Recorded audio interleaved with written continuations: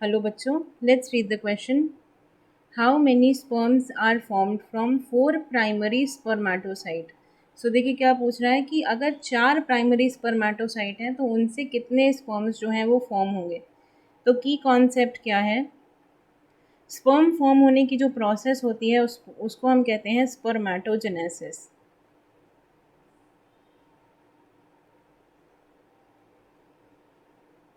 सो देखिए स्पर्मेटोजेनेसिस का जो प्रोसेस है, अगर हम डेफिनेशन लिखें तो क्या हो जाएगी कि the process of formation of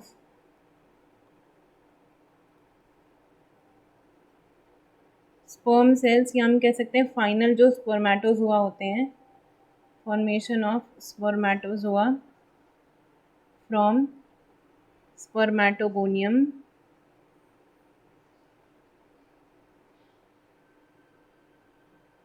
जिसको हम क्या कहते हैं, स्पर्म मदर सेल,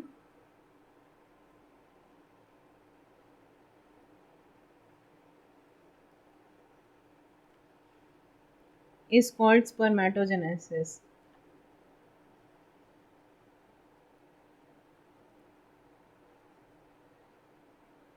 अब देखिए जो स्पर्मेटोजेनेसिस है इसमें कई सारे स्ट्रक्चर्स इन्वॉल्व होते हैं, उनकी कुछ प्लॉइडीज होती हैं और एक पूरा प्रोसेस होता है। सो देखिए यहाँ पे ये डायग्राम के थ्रू हम समझेंगे।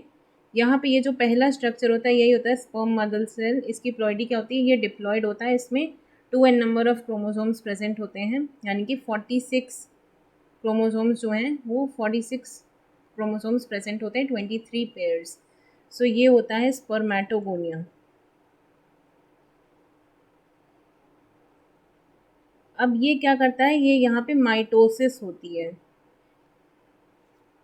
ये स्पर्मेटोगोनिया है जो क्या अंडरगो करता है, यहाँ पे माइटोसिस होती है, डिवीजन ध्यान रखिएगा, ये माइटोसिस है। तो इससे क्या बनती है, इससे वो सेल बनता है, इसकी भी प्लॉइडी क्या होती है, 2n। इससे जो सेल बनेगा इसकी प्लॉइडी भी होगी 2n, और यही है हमारा प्राइमरी स्पर्मेटोसाइट।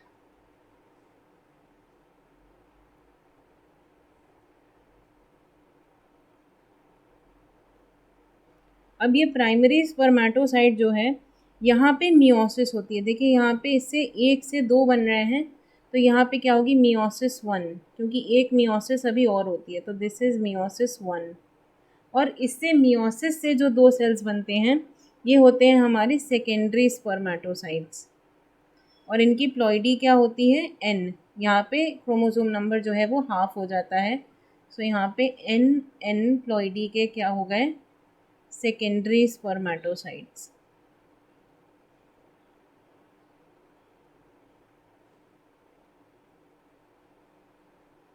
अब ये जब सेकेंडरी स्पर्मेटोसाइट ये फिर से मियोसिस अंडरगो करते हैं, यहाँ पे एक बार फिर से मियोसिस होती है,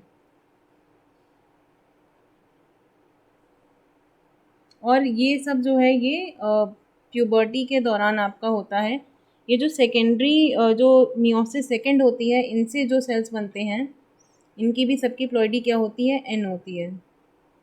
they all have a ploidy of n।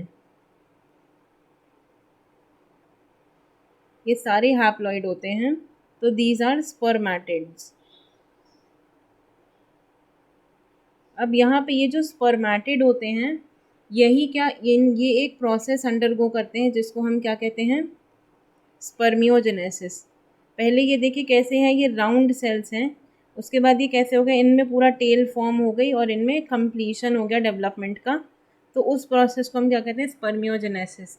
जब ये राउंडेड हैप्लॉइड सेल्स जो हैं वो ट्रांसफॉर्म होते हैं किसमें, एक टेल्ड लाइक स्ट्रक्चर में, तो उसको हम क्या कहते हैं, स्पर्मियोजेनेसिस। तो जब स्पर्मियोजेनेसिस होती है तो उससे हमें फाइनल प्रोडक्ट क्या मिलता है, हमें मिलता है स्पर्मेटोजोआ। जोआ या स्पर्म सेल्स। तो ये आपका पूरा स्पर्मेटोजेनेसिस का प्रोसेस हो गया।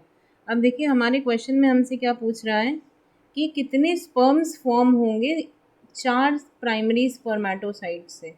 तो अब देखिए यहाँ पे अगर प्राइमरी स्पर्मेटोसाइट यहाँ पे हमारे पास एक था, और उससे हमें मिले कितने स्पर्म्स, तो हमें मिले 4, 1 2 3 एंड 4, 4 स्पर्म्स मिले। तो अगर हमारे पास 4 ऐसे स्पर्मेटोसाइट हैं तो हमें कितने मिल जाएंगे, उसका स्क्वायर। मतलब अगर हम यहाँ पे एक फॉर्मूला देना चाहें उस चीज़ का तो क्या हो जाएगा, नंबर ऑफ स्पर्म्स।